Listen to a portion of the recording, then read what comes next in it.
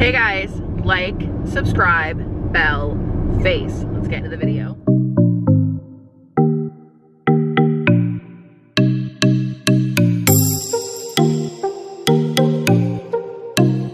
Hi, how are you? I have not talked to you in forever, especially coming from a vehicle. But I figured I would just hop on and give you guys a little bit of a story time. As you know, I came back from New Jersey yesterday and I went dress shopping. Now, my original appointment was in May. I was supposed to fly in May and go to David's Bridal, do the whole thing. That obviously got postponed because of the world being the world. When I rescheduled for June, I did not think that I would be able to go look at dresses just because I didn't think anything would be open. New Jersey just started phase 1 of their reopening yesterday. However, the Plymouth Meeting, Pennsylvania location was open. It's 35 minutes. I've driven further for less, like when I took an hour drive to get a grilled cheese sandwich on donuts. Told my mom, told my sister, I was only allowed to bring 2 people with me, so obviously I chose my mother and my sister. I originally had like 15 people going, like my mom, my sister, my dad, my future mother-in-law, my future sister-in-law, friends. But that couldn't happen because germs. Saturday morning I woke up super excited. My appointment was at 1:30 on Saturday afternoon. Now, I was like, hell, I can't see. I tried driving without glasses on. I can't do it. And my sunglasses, my prescription glasses are in my suitcase. So I'm hell-bent on looking nice to go dress shopping. Like, I don't understand how some people can go like in sweats. Like, you're going to try on hundreds of dollars worth of material, or thousands depending on how bougie you are. Throw on a dress. I get up, I get in the shower, I shave the legs, I make sure my pits are good. I'm wearing that Louis deodorant so like nothing stinks. I put on the yellow floral mullet dress that I got a few months ago from Old Navy. No, sorry, Torrid. And we go. We pick up my mother. We head to Wawa. I didn't eat a lot because I didn't want to be bloated for trying on gowns. I grabbed an iced coffee and some jalapeno cheddar bites. It's like that should work. We're driving, we're having a good time. We're going down Admiral Wilson Boulevard. It's where the hookers used to hang out in Camden. And we're going to go over the Ben Franklin Bridge, and all of a sudden we hear this loud like pop noise. And we're just kind of like, well, did Megan run over something? We don't see anything, we didn't feel anything. But there was a car next to us that was hauling stuff. We were like, it's probably them. Then we heard like a grinding noise, but it went away. So we didn't really think anything of that. Well, once we got onto 676 and like the Vine Street Expressway, like that general area, we started to feel it. A very loud and progressing grinding sound. My sister was like, well, this doesn't feel natural. I'm like, it doesn't sound natural. We pulled over at the first available exit off of 676, which put us at 15th Street in Philly.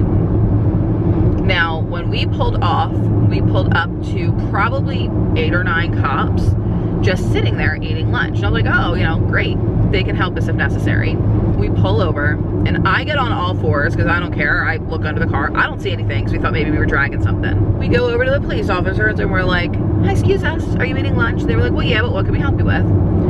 And, you know, my sister and I explained the situation. So an officer comes over, and he gets under the car and he goes, yeah, you might want to head home. Apparently, she was leaking brake fluid everywhere.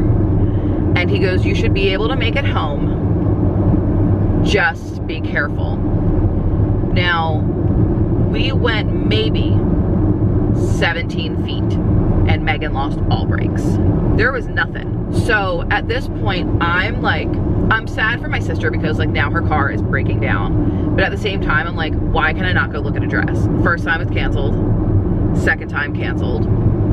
We sat in the car from 12:30 to 3:30 before AAA came to get us.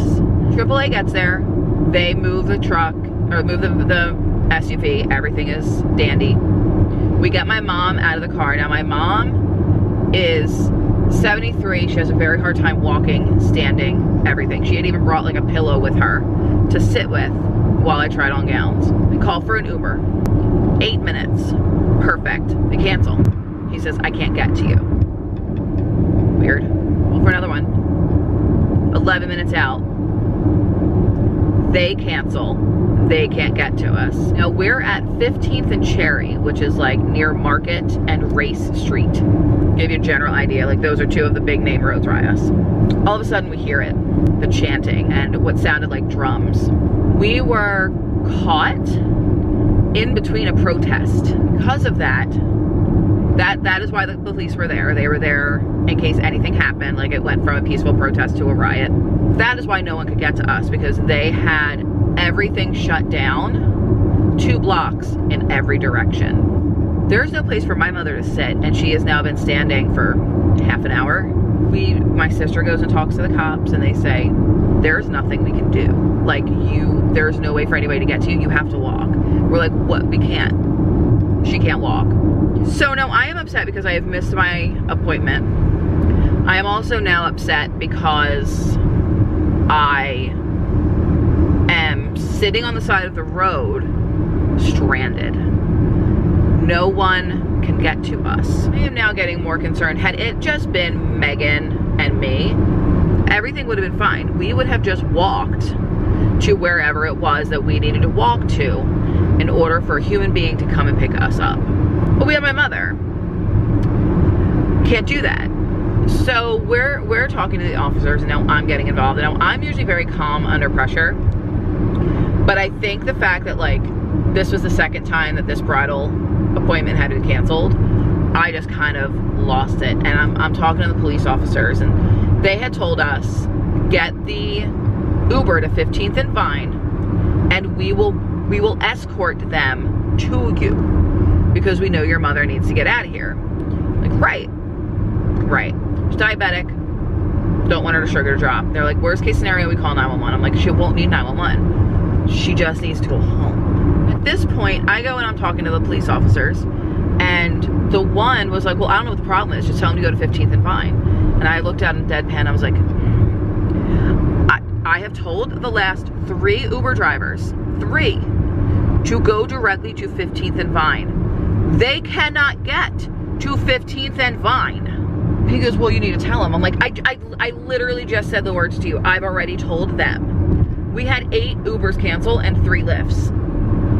And he raised his hands up and walked away. I'm like, look, I am a natural born smartass. I said, I'm not trying to give you a difficult time. I said, but we have done that. They cannot get to 15th and Vine because it is blocked off. They cannot get to us. So he goes into his paddy wagon. Not a single one of them had their own vehicle, otherwise they would have just escorted us out. This officer, who was great, he was out of Northeast Philly. He was trying to call everybody he could. He called taxi companies, and they were like, we don't have enough taxis because the fleet's depleted because of everything going on. And he's like, I really don't know what to tell you to do. And at this point, like, it was a chillier day. It probably only hit about 70, 75 in Philly that day. And we weren't in the sun because we were surrounded by buildings. And it was getting chilly, and my mom was cold. And, you know, they didn't know what to do. And they said, you know, there's no curfew set in Philly, so when this protest ends, it ends. Like, they can't break it up. They had also closed off 676, which was an issue in and of itself. I was down to 8% on my phone. My mom was at like 12. My sister had the most juice at like 48%. She was talking to her friends on Facebook, and at this point it's 5:30. We had been at it since noon 15, noon 30. I start to cry. My sister's trying to make me feel better, like by making me laugh, and like just nothing was working. And finally, like, her boss, who we've known since I was like born, was going to come as far as she could, get a wheelchair, walk to us, and we were going to wheel my mom back to wherever it was that she had parked. Luckily, one of my sister's friends reached out. She had gone to high school with this guy, and she had put feelers out for anybody who was in Philly. And he was like, he went to the same school as my sister. He was just like a year or two ahead. And he said, I'm in Philly, where are they? He goes, I will be there in 15 minutes. And lo and behold, literally as he was pulling up, the protests like dispersed from the area we were in and all the police were leaving. He was able to get to us, and I have never been more thankful for a human being, because as soon as I knew that he was on his way, every muscle in my body relaxed. I was not concerned for me. I was not concerned for Megan. I was concerned for my mother. One, how the hell were we gonna get home? Two, what happens if, like, we could see the protest. We could see it. So what happens if that protest gets out of hand and my mother is caught in the middle of it? That was my biggest concern. That, and of course her medical. Now I had managed to walk her about a block and a half to a bench. It took about 15-20 minutes, but we made it. And that, I think, helped her a lot. And the officer kept coming over to her. He's like, you okay? You doing all right? You good? It was just crazy. And we get into this amazing human being's car, and he's like, you guys okay? Everything good? You all right? We just kept thanking him profusely. And when we got to where Benjamin Franklin Bridge lets you off from New Jersey, it was just dead stop traffic. Completely dead. You could not get into Pennsylvania, like, even a little bit. So luckily we were going the other way, but we were like, you might want to take a different bridge home. Like, it isn't going to end well if you bring this home. I came home Saturday night and I was just exhausted because I was so stressed all day. It was a day. So that was Saturday. While we were in the car, I decided that I was not going to miss getting a wedding dress while I was up here. It wasn't going to happen. I rented a car from Enterprise for one day. $100. It was $85 and then gas. But I rented a car and made a David's bridal appointment for 3:30 the following day. And it was amazing. Sunday morning, I woke up, I called a Lyft, I took it to Enterprise. They gave me a complimentary upgrade to a minivan, because I said, you know, we have my mom who gets, you know, it's hard for her to get in and out of cars, and all they had were low rider cars. I saw my in-laws. Then I went to my mom's, or no, then I went back to my sister, sorry. Then we went and picked up my mom, and we drove out to Plymouth Meeting Mall, or not Plymouth Meeting Mall, it was Plymouth Meeting, but it wasn't the mall. It was a David's Bridal that's out there, where my appointment was at 3:30, and they didn't get any of the favorites that I had put in my list. She's like, I'm really sorry, we're having a glitch. I'm like, it's fine. They did not have the one dress that I truly, truly wanted to try on. But they had the others. And I grabbed one and I was like, you know what? We're gonna try this on as a just like out of the box situation.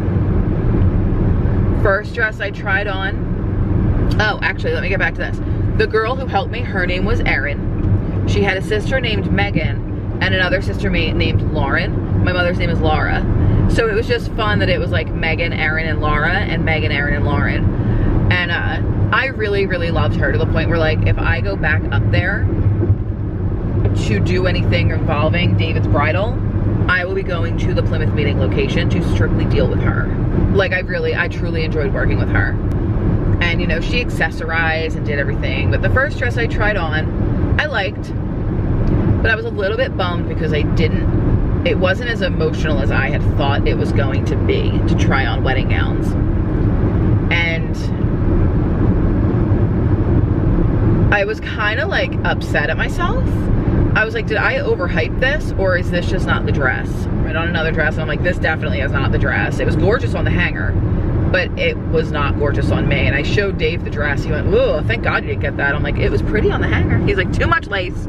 I got to the third dress, and I came out of the dressing room, and my mom's eyes got real big because, you know, couldn't see her mouth, mask. And my sister was helping me get in and out, so she kind of like knew what it looked like. But I came out and I looked at myself in the mirror, and even the girl that was helping us was like, oh my God, this is the dress, isn't it? And I was like, I think this is the dress. I started to cry. And like, I'm crying, like, I'm starting to cry now thinking of it. I did not expect, I did try on the other dresses, and then I wound up trying on the dress again. I did not expect to go in and find a gown. I really didn't, but I did. And I said yes to the dress, and I bought it, and I got some accessories. I got my veil, and I got a headpiece, and I got the slip, and for everything that I got, what I spent was way less than what I thought everything would be. The only thing I'm really missing are shoes and undergarments, because I do plan on losing a little bit of weight. But I found my dress, guys. Like, and I love the way that I look at it, even at this size. Now, don't get me wrong, I would like to lose a little bit of weight up here and in the chin area, but I'm pleased. I am incredibly pleased, and I showed, you know, everybody that I showed the dress to was like, oh my God, that's the perfect dress for you. And even I showed Brandon when I got home last night. He's like, Erin, that's really pretty. And I was like, thanks, bud. So I'm super stoked. And you know, Dave called me yesterday when I was in the airport, and we were talking, and we hashed out like, we had like an hour and a half long conversation with me sitting in the Philadelphia airport about this wedding. Shockingly enough, we decided on the type of venue that we wanted. Like, it's down between two, depending on whichever is less expensive. Is this where I turn? I think that might be where I was supposed to turn. Whichever is least expensive, and whichever one we go with kind of dictates the theme of the wedding, whether it would be farmhouse or like classy. And it's just like, we hashed out a lot of details, and we figured out it will be a June or July wedding, mostly because we will have the kid at that point. We won't need to take him out of school. We just have not decided if it is 21 or 22. So there is a very good possibility that I could be married this time next year, which is terrifying to me. Like, everything just hit yesterday, because I think the fact that like I got engaged and then the world took a giant poopsicle, like it never really hit me. And then like, yeah, like Sunday, everything just came to a head, and I was like, holy crap, I'm getting married. Like, we're getting married. We've picked out like the theme, and you know, if we wanted to have kids there or not, and you know, colors, and how many people we're gonna have at our bridal party. It just, everything started to happen. And we decided we're gonna write our own vows, and we're just gonna keep it to like 10 minimum, like, or 10 maximum as far as lines. We're gonna find one of our friends to marry us, because neither one of us are overly religious. Like, there's been so many things that were discussed and decided yesterday, and I love it.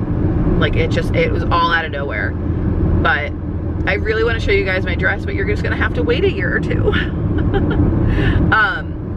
I did decide I'm going to loosen my weight loss goal a little bit, only because I bought the dress so far in advance. If I were to lose a ton of weight and they had the same dress in a different size, I'd be able to exchange it as long as no alterations had been made. I don't need to alter the dress that much. It's not going to need to be hemmed at all. It's a great length. But I am going to need to have it taken in a little bit if I lose weight.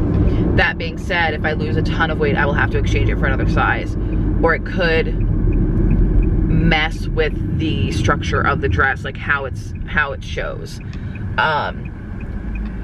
But my goal is to be at about between 190 and 200. So between 60, 70 pounds I need to lose. So we're starting keto like completely tomorrow. And like, I'm gonna go home and make Keto Chow and all that fun stuff. I'm just so excited I got my dress, guys. Like, ugh, crazy. But like, what a story. Like, I couldn't go dress shopping because I got caught in Philly in the middle of a protest with a broken down vehicle. it was just a whole thing. And by the way, I did wear the exact same dress to the fitting the next day, because you need to look nice to go wedding dress shopping, in my opinion. I wasn't going to look like a homeless person going in to get a dress, because I have, like, I saw a TikTok the other day that was like, I only have 3 looks. Like, homeless person, 12-year-old boy, and whore. Like, there's nothing in between. Today I'm in 12-year-old boy mode, as I have on an avocado shirt, 9-inch long denim cutoffs with rips in them, and bobos. Like, I'm a mess. But I wanted to look fancy, and I got, like, the girl comment, she's like, oh my god, I love your dress. I was like, thank you. Guys, shit's getting real. It's getting real. Like, I'm getting married. Like, we're getting married. That's crazy to me. Absolute craziness. I am gonna let you go though, because this video has been crazy long, and future Erin already doesn't want to edit it. Don't forget to like, subscribe, and hit the bell so you can see the face.